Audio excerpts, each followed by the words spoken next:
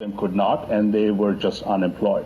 So the increase in remote activity contributed to a portion of an increase in women going online.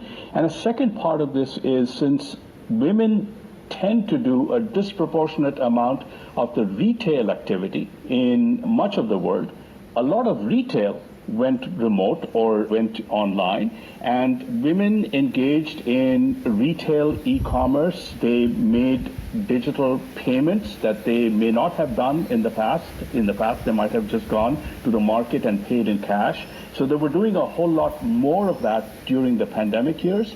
So that contributed to a spike in women being more active digitally, particularly in Africa and South Asia. And these insights and more come from this scorecard that you've put together, where you bring together a whole load of data from around the world on digital parity across different dimensions, and then from that you pull out data around gender disparity, gender parity, depending on how it works out.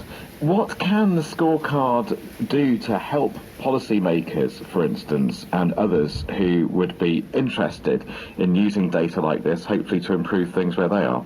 Well, one obvious use of the scorecard is for any country and policymakers in that country to see where they are in terms of how they rank globally, how they rank in their region, how they rank relative to the countries that they consider as benchmarks.